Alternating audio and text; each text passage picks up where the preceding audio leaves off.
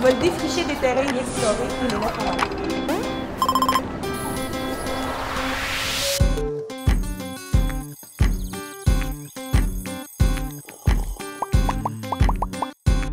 De retrouver cette humanité commune qui nous unit, que ce soit d'un continent à l'autre, que ce soit au centre-ville de Sherbrooke.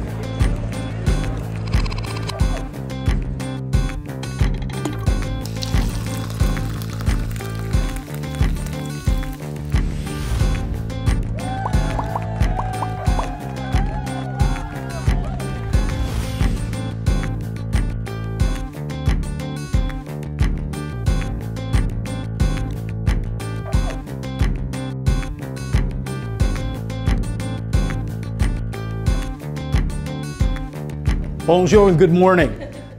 I'd like to begin by thanking Veronique for inviting me to speak to you. I am new to Creative Mornings Sherbrooke, but the idea of exercising imagination in synergy with others about the very stuff of life strikes me as beautiful and worthwhile. Add to that the general appeal the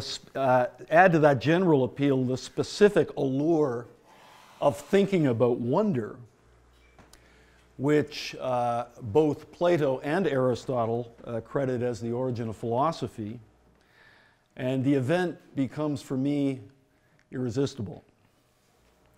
Philosophy is a great love of my life. What could be more worthy of discussion than the thing that makes it possible?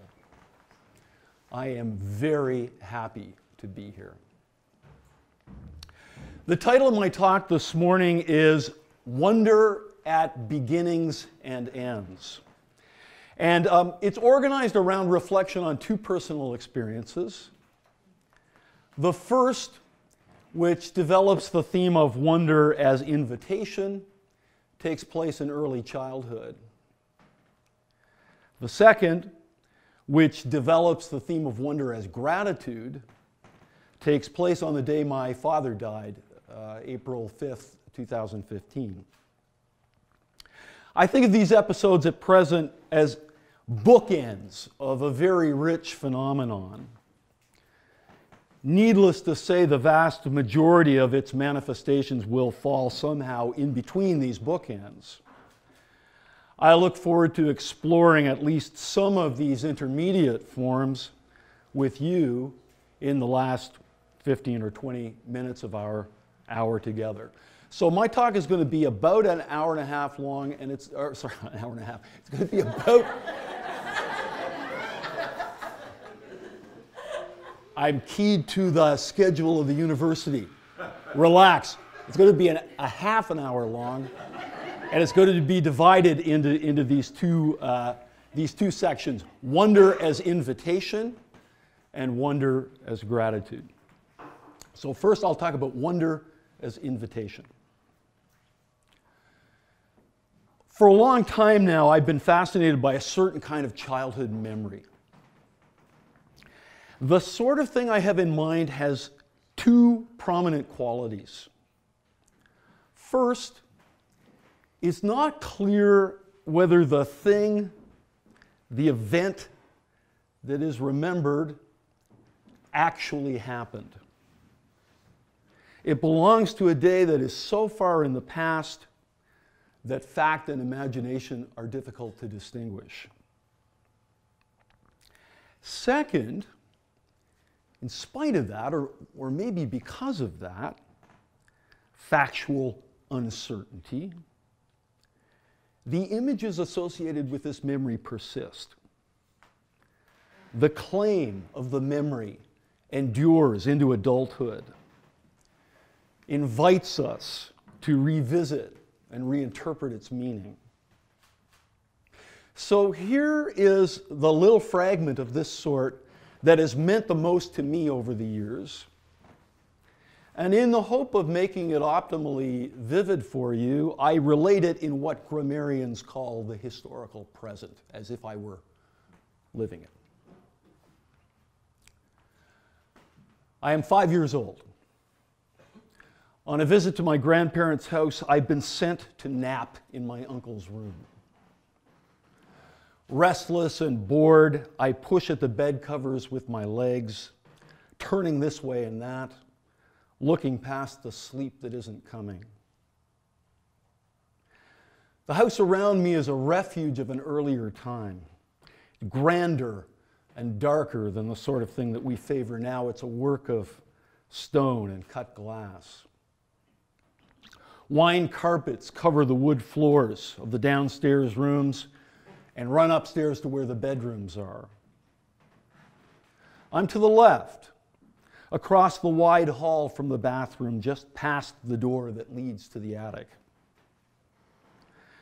Mornings I can hear my grandfather singing hymns to himself, shaving with an old straight razor and a barber's brush. Now, though, it's afternoon. He's long gone, and silence has grown up in his place. The voices of my mother and grandmother, barely audible from the kitchen below, do not break this silence. Receding into a distance I cannot yet measure, they testify to its immensity. My uncle's room is a pale green, not nearly as large or well appointed as the others. Aside from the bed, there is in it only a small dresser and a chest of drawers, and my suitcase open on the floor. The head of the bed rests against the outer wall beside the window. I look at the curtains now, rising and falling at the whim of the early summer breeze, ushering the outside indoors. They are double-sided, green like the walls facing inward, a kind of diaphanous white on the back. You'd never suspect this in winter when the storm windows seal the air out. Today, however, it's an open secret. I am nestling in the silence and the play of the curtains, ready now to receive the gift of sleep, when suddenly, no, not suddenly, because that implies a kind of break or interruption that has no place in what I'm talking about, I find myself watching the space of the room itself. As if slipping between waking and dreaming, between two orders of consciousness, I had been offered a glimpse of the pure permeability that somehow accommodates both. As if in the very inactivity that had defined my boredom a moment ago, I had stumbled on a view of things activity conceals, the way silence is concealed in talk. Suspended in this converted vision, I feel myself addressed by a wordless question, the like of which I cannot remember having encountered before. About the nature of space, in some sense, but also about me. Because it acquires a shape and a significance not only against the vastness of the heavens, but on the pale walls of my uncle's room. Well on into adult years, I'll try to find language appropriate to this wordless question. But at 5 years old, it's caught me unprepared. The motley grab bag of childhood insights that I spread out before me now contains only one thing that seems even remotely connected to it: the thought of my death. The forces at work in the making of this connection are unclear to me. No matter, it's definitely made. For as I come out of myself again, back to the quiet space that had given me pause for thought, I see before me something that has taken on the look of a tomb. And I ask myself whether the eternity that time holds in store for me an unfathomable mystery in my small span of years, might not be like an interminable nap in someone else's bed. Pixel 3 disconnected, ready to pair. Interesting.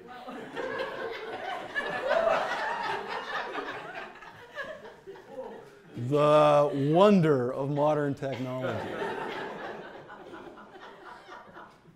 Let me pause here and just say, with all of the greatest respect to our camera people and so on, that technology is my resolute enemy.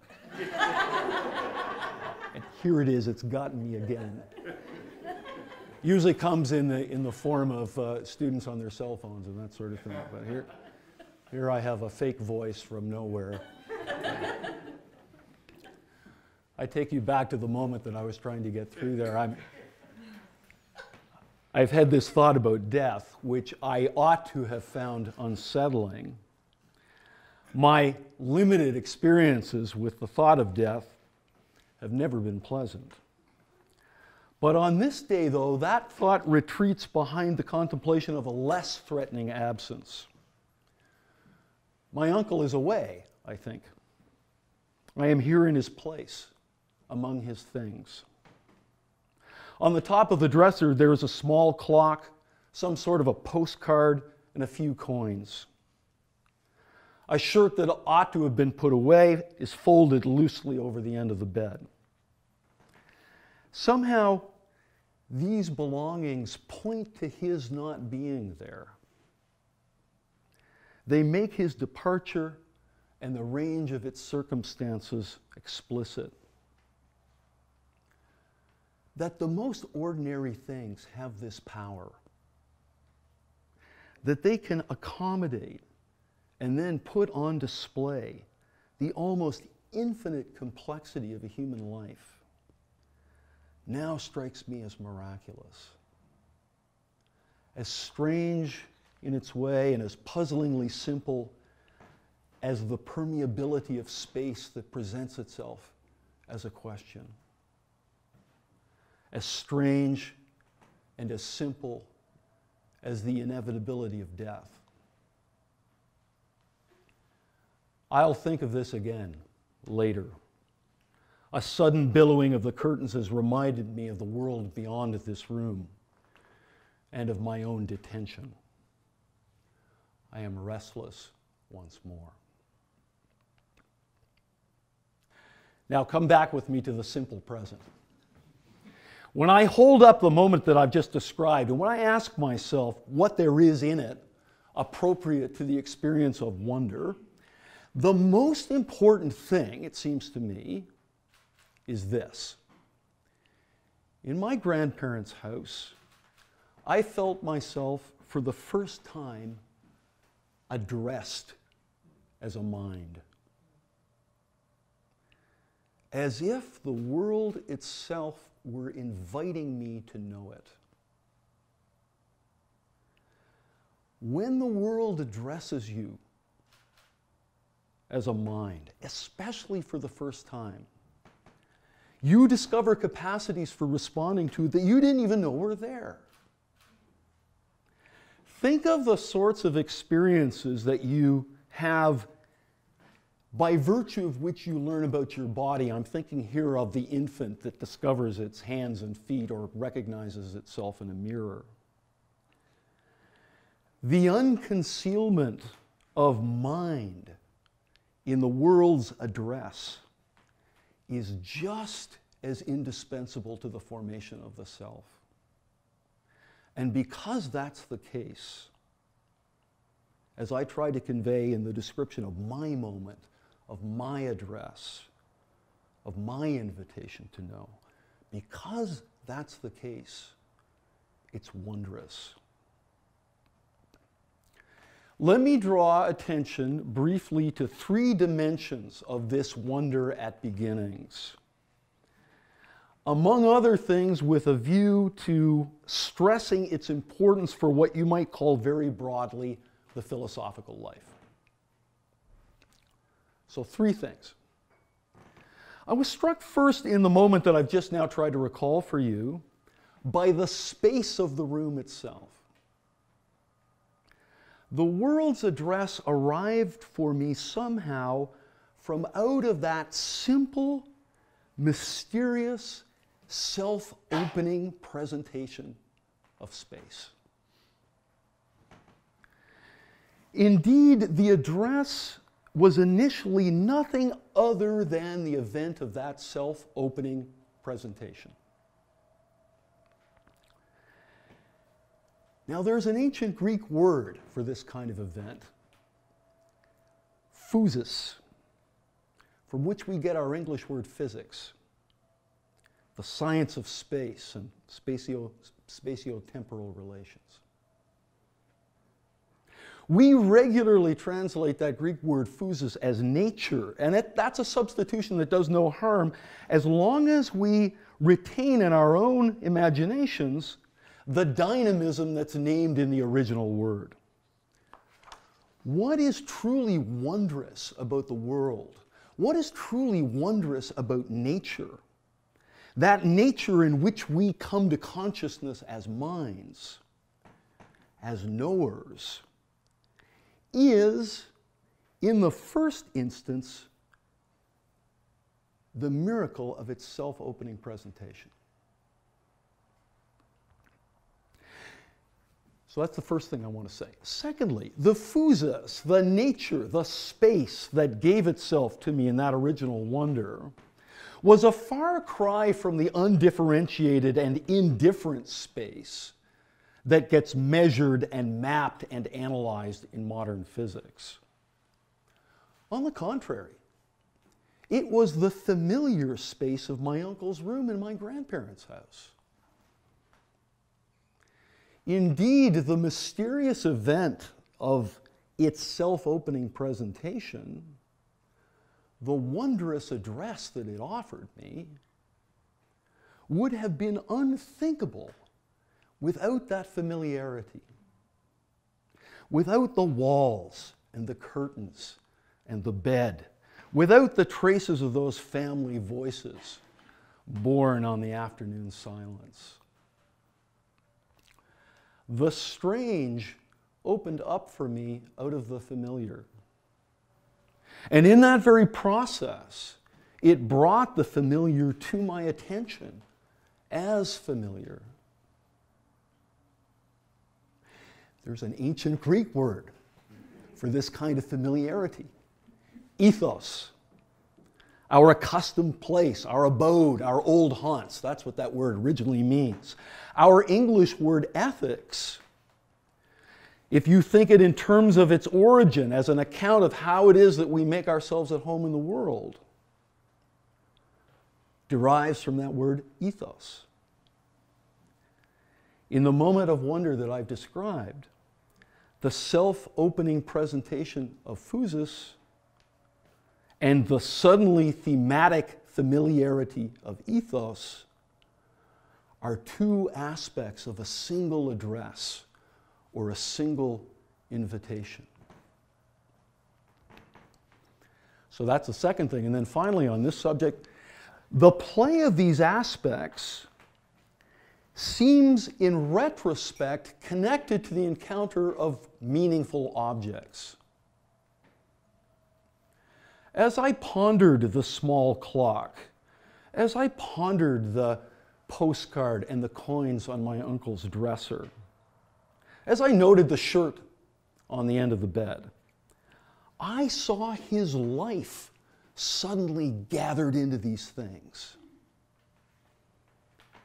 The self-opening presentation of physis that brought forward the familiar, that brought forward ethos, brought it forward in the sense that it was gathered into those constituents, those very ordinary objects.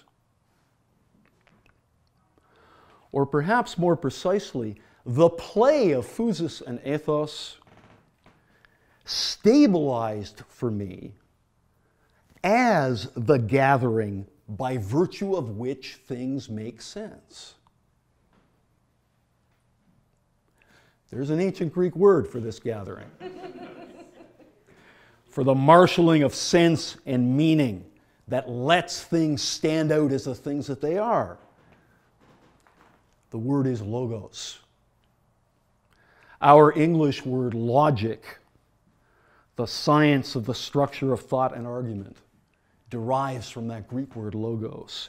But logos, properly understood, names something far grander than a template for premises and conclusions. It is the condition for the possibility of our encountering anything at all as the thing that it is.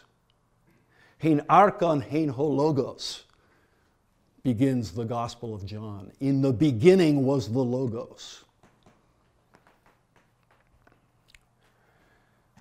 55 years later, I'm still moved by the wonder of that very modest intellectual beginning, of that first invitation to know the world. But here's the most wondrous thing of all. I've been going back to that moment that I've reconstructed for you regularly ever since. During teenage years, perhaps in unfocused reveries, but in adulthood, as a working philosopher, often with serious work to do. And every time I go back to that experience, whether it's in weighing the great texts of the tradition or in making sense of my own experience, it welcomes and accommodates my adult reflection in roughly the way it originally welcomed and accommodated my 5-year-old body. If we think of ideas as a kind of intellectual furniture, then I've been able to drag anything and everything that I've ever managed to purchase in the stores of the mind into that moment in my uncle's room without exhausting the philosophical dimensions of that moment. Beyond its original capacity for address and invitation, it has endured for me as an unsaturated, imaginative space. So that's the first thing I want to talk about. I want the wonder of beginnings, and the thing that I wanted to emphasize there for you was that in wonder, it's at least possible that you feel a kind of invitation to know the world. I think maybe that's why Plato and Aristotle say wonder is the origin of philosophy. Secondly and finally this morning, I want to talk about wonder as gratitude. So the wonder of beginnings is an invitation to knowledge. If we're serious about learning, if we're passionate about it, we should cultivate those beginnings and stay with them as long as possible. The secret of happiness in the life of mind seems to me not tremendously more complicated than finding refuge in those beginnings. But we know, of course, that our human condition is also marked by ends. And we have every right to concern ourselves with the question of whether we ought to expect to find wonder at the end of things as well. The second experience that I want to share with you speaks to that question. There's little or no confusion of fact and imagination in it. What I'm about to report happened, as I mentioned at the beginning of my talk, quite recently. But as I hope I'll be able to make clear to you, this second experience held out to me the same power and dignity that I associate with the epiphany of childhood. So here, in any case, is my story about ends. I remember the day my father died, more than 4 years ago now. I knew it was coming. He was old and frail, and in the fairly advanced stages of Alzheimer's. Near the end of March 2015, he had fallen badly. And after a week of non-responsiveness in the hospital, my family made the very difficult decision to put him in palliative care. Hours from the end, I knew I had to go and see him. And so my wife and I packed up the car the night before Easter in preparation for the 13-hour drive deep into the Maritimes, determined to hit the road at dawn. I woke up with my guts tied in knots. Nothing but dread. The trip was brutal. I spent most of it trying to deaden my soul so there wouldn't be any trouble when I got home and saw other people, including my mother, who had been directly involved in my father's care and who were suffering more than I was. About an hour out of Halifax, we drove into a blinding snowstorm. I recall a kind of black envy of the cars in the ditch as we crawled down the road.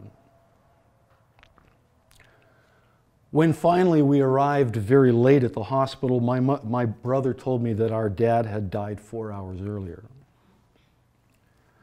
My family had stayed with the body because they believed in me and they knew I would get there eventually. As I entered the room and saw them all, my soul-deadening preparation went out the window. In 2 minutes, I was crying like a baby. I had taken a seat by my father's bed. My mother put her hands on my shoulders to comfort me. For some reason, this gesture prompted in me a feeling that I was obligated to offer some explanation of my emotional state. What I heard myself saying initially surprised me. It's mostly gratitude, I blurted out. And just after that, two wondrous things happened that I will never forget. As I looked down at the body of my father, as I digested the fact that for the first time in my already pretty long life I'd have to get along without him, I felt all the versions of myself that had ever shared the world with him gather around the bedside. The 2-year-old, the 10-year-old, the 23-year-old, the 36-year-old, the 50-year-old. We were all there. A torrent of selves who had believed in him and in whom he had believed, pouring into that moment. And then, against all expectation, I felt invaded by a kind of warmth. It started in my legs and moved up, and when it got to my tangled guts, it untied everything. And when it got to my heart, it put all the shards back together. And when it got to my head, that skeptical voice that chatters so often in me felt silent out of respect. When I look back on that scene now, I see myself in silhouette, that warmth pouring into me, filling me up the way wine fills up a glass. And whatever else happened there, I'm certain of this. I received that bitter night a final blessing of fatherly love, binding, as it turns out, even in death. The moment of greatest repose, of greatest truth in my entire adult life. When I hold up this moment and ask myself what there is in it appropriate to the experience of wonder, the most important thing, it seems to me, is this. At my father's deathbed, I felt, for the first time in my life, the unshakable serenity of gratitude. As I say, it took me by surprise. I had prepared for other things. I was prepared to be sad for my mother and my brother and my sisters. I was prepared to be hammered by the bodily fatigue of a long, unpleasant journey. I was prepared to be without resources in the face of an end that I didn't want and that I tried to put out of mind for months. As a restless child in my uncle's room all those years earlier, I found myself in the wonder of the world's invitation to know it, without any idea in advance of what that awakening might look like. At the hospital in Halifax, I found myself invaded by the wonder of gratitude against all expectation. Where could it have come from? What fountain of mercy could possibly have produced it? Come back with me to the image of the gathering of selves at my dad's bedside. Let me draw attention, in conclusion, to three of what you could call its logical correlates.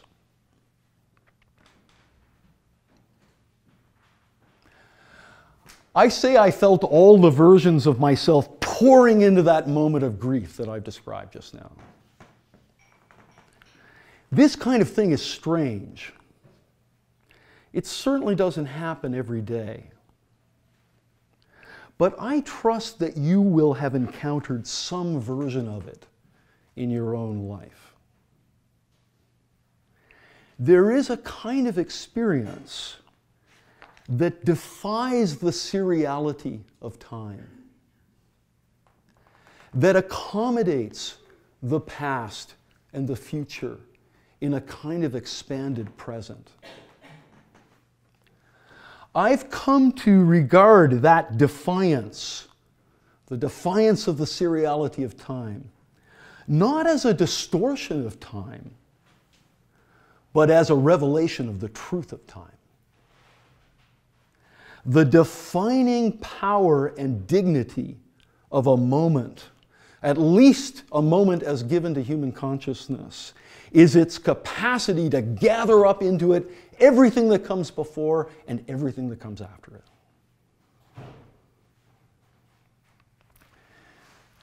Now, in that kind of moment, in the moment where the seriality of time is exposed as pedestrian and inadequate to the representation of our deepest experiences, we tend to realize just how much we've already invested in that view of time, in the notion that time is discrete. The confidence that one thing or event comes before X and after Y, that it sits self-contained and completely defined on a timeline, is basic to the principle of causality. The principle of causality is in turn fundamental to the possibility of explanation. And explanation, surely that's the aspiration of intellectual work. In all but the rarest cases, we orient ourselves in terms of links in a chain of causes informed by the seriality of time that stretches to the horizon of both the past and the future. But it's precisely the rare case, the case in which the seriality of time rolls up into a single privileged moment. It's precisely that case that concerns me here. In such a moment, we no longer perceive the world as resting on some ground inaccessible to us because of its remoteness on the causal chain. On the contrary, we have it whole. It is simply given. And because it is simply given, because the world is simply given to us in its entirety, we receive it as a gift.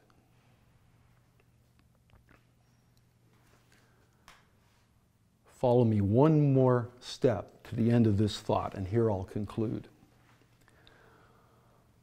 Wherever the world is received as a gift, wherever the seriality of time rolls up into a single privileged moment, whether that moment is a moment of joy or a moment of grief, whether it's a moment of compassion or a moment of anxiety, whether it's a moment of love or aesthetic rapture or forgiveness, wherever the world is given to us as a gift, the proper response is gratitude. For in the wonder of that moment, our insight is limitless, as if we perched just for its immeasurable duration on the shoulders of God. Thank you very much.